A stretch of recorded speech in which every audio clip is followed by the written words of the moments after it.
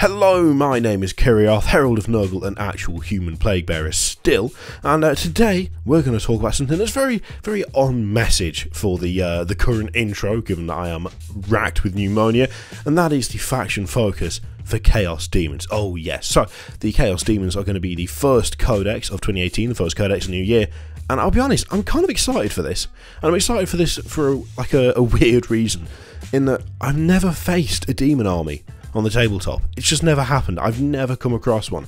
I've seen plenty of marvellously painted armies online, but in terms of actual one-on-one, like real-life interaction, it's an alien force to me.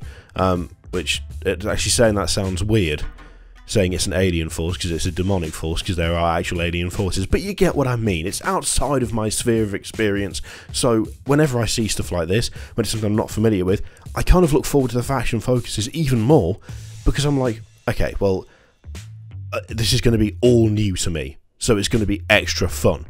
So let's take a look. So we'll start off with Khorne, obviously.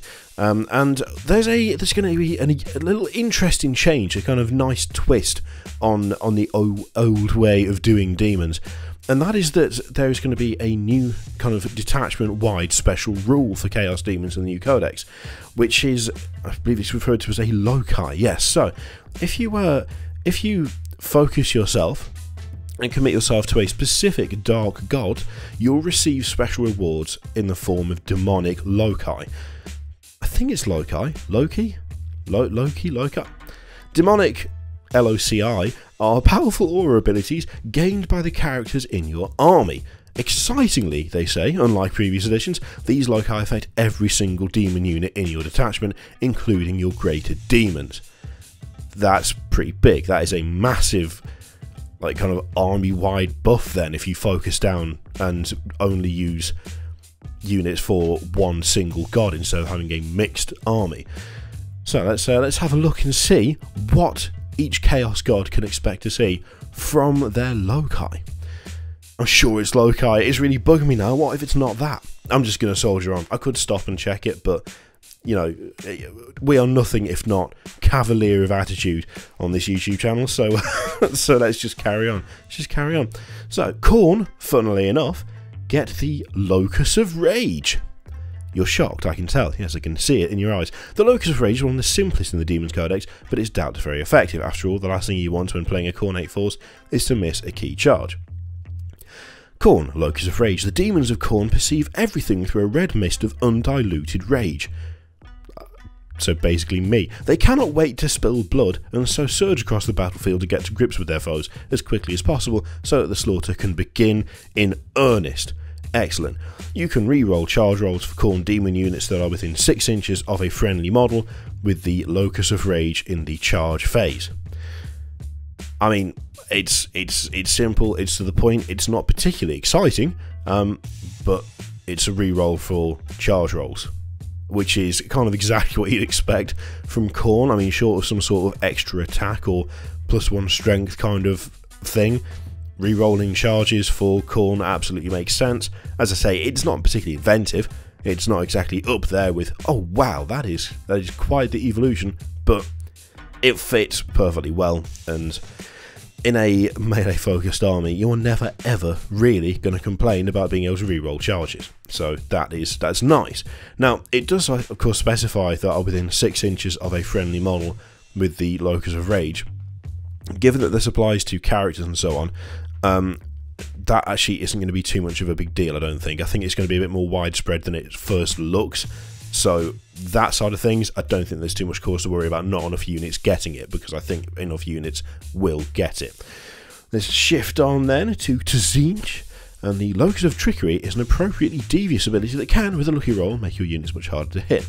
So, Locus of Trickery. The demons of Ceej surround themselves in layer upon layer of mind, traps and illusions, each mirage shifting into the next. The result utterly confounds those nearby that would do the demons harm, and means their attacks are often ineffective. I was going to say less effective, but ineffective is the same word, and they wrote ineffective, so I don't know what I was doing there. Roll 2 dice at the start of each fight phase, and discard the highest result. Until the end of that phase, each time your opponent targets a Ceej demon, unit within 6 inches of a friendly model with a locus of trickery, and makes a hit roll that, after rerolls but before modifiers, matches your remaining dice result, that hit roll fails. See, I quite like that. It's not quite as, it's not kind of as blanket or as kind of uninteresting as just you get like a 5+ invulnerable, or a 6+ invulnerable, or whatever.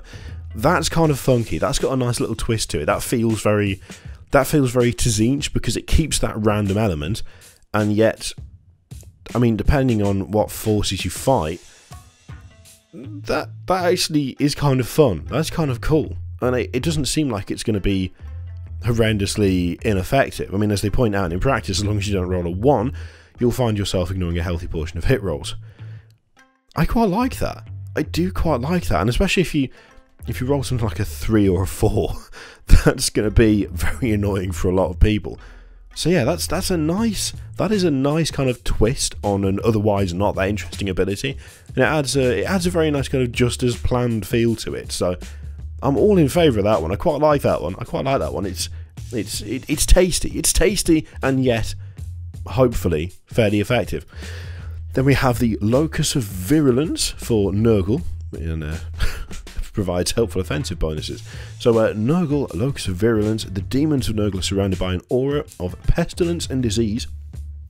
I can tell because I've got one of them now, that infects all nearby, and their talons and blades drip with thrice ripened plagues. The merest touch of such a weapon in the presence of such a creature can cause a mortal to wither and die in seconds. Each time you make a wound roll of 6+ for a Nergal demon unit within 6 inches of any friendly model with the Locus of Virulence, that attack inflicts 1 additional damage.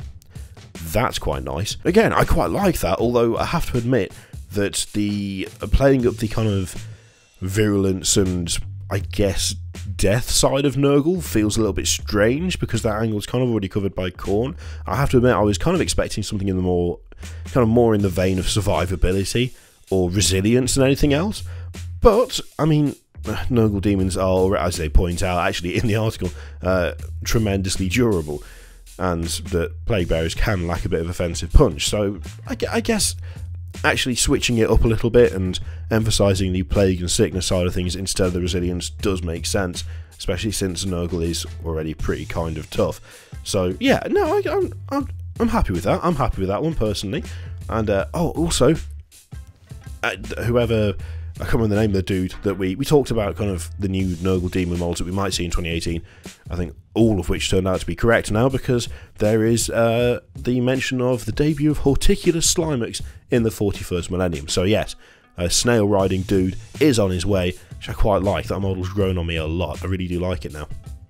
Finally we have right here Slaanesh, which has the Locus of Swiftness. So the demons of Slaanesh dance across the battlefield with a grace and speed that belies belief. They can close the killing fields of a battlefield in heartbeat, falling upon their surprised and panic-stricken prey with psychotic delight. Sounds good to me. Everyone needs a bit of psychotic delight every now and again.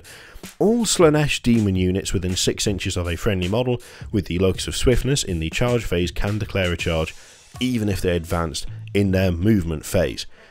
That, I mean, again, it's pretty Slaanesh. It's pretty damn quick. It's pretty speedy, and it does fit. Although I don't have. This is an issue because I don't have the stats for like Slaanesh demons on hand. But I could have sworn that there is some unit. Is it the Seekers? Is it the Seekers or the Demonettes? I could have sworn that there was some unit that already had an ability that was essentially the same as that.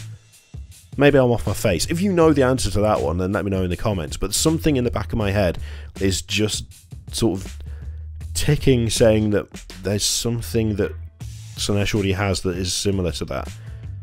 Yeah, well, let's see. We'll find out. I will either hunt it out myself and do a clarification, or alternatively, if you know this in the comments and what I've said is actually correct, which would be rare, then let me know. Something that is a little bit interesting about all of these, which by the way, I think it's fair to say I do like all of these. Some of them more interesting than others. I think the the loci for Khorne and for Slaanesh are not exactly exciting, they're not exactly thrilling. I like the little twist that they've gone for with Nergal, I do like that, and again, having that extra attack on a 6+, nothing really to sniff at. I really like Tzeentch's. I think out of all of them, it is going to be one of the less reliable ones, just because if you do roll like a 1 or a 2, then yeah, it could be a little bit disappointing at times, but I do like the flavour of it, and I think there's enough of a chance for it to be effective that actually there's no sense holding it against it if it isn't. But yeah, I do like that. I do like that little twist on that sort of thing. That's good. Now, there is a genuine question, which it would be nice to know.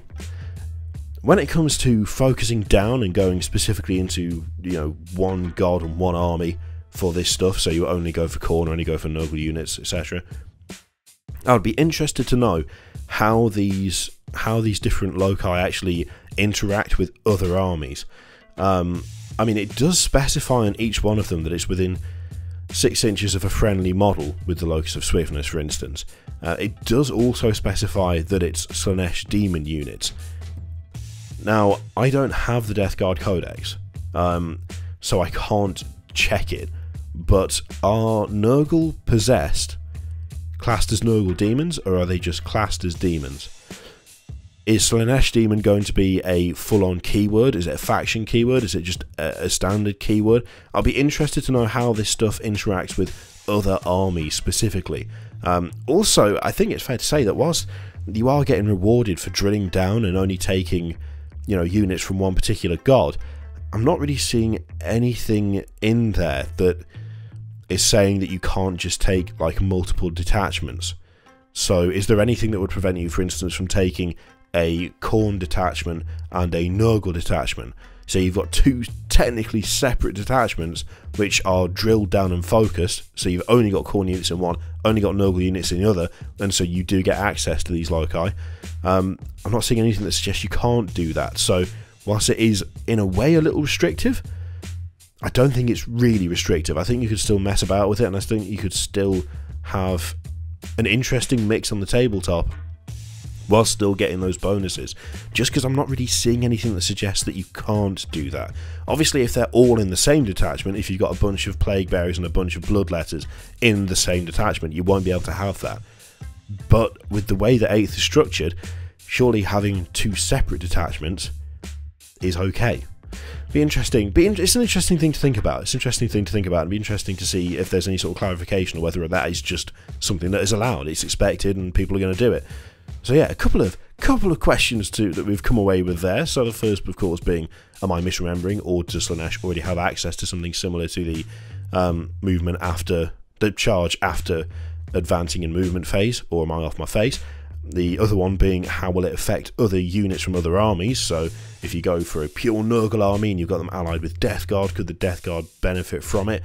And finally, will this be affected by taking multiple detachments, so you can drill down in two separate detachments for the bonuses and not lose them? I don't think that would be affected. I think you'd still be able to do that. It'd be a bit weird if you couldn't.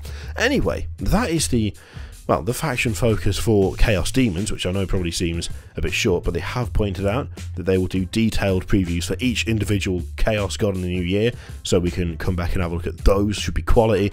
And in the meantime, if you have any thoughts or suggestions or ideas or answers to any of the things we've talked about today, then let me know in the comments below. I really can't shake that Slaanesh feeling. I don't know what, that's probably not the best way to phrase that, is it? Anyway, thank you very much for watching. As always, there is the array of links to click, videos, Patreon, subscription, all of that shite. Feel free to click it if you want to. If you don't want to, that's absolutely fine too. And I'll see you for the next video. Toodaloo.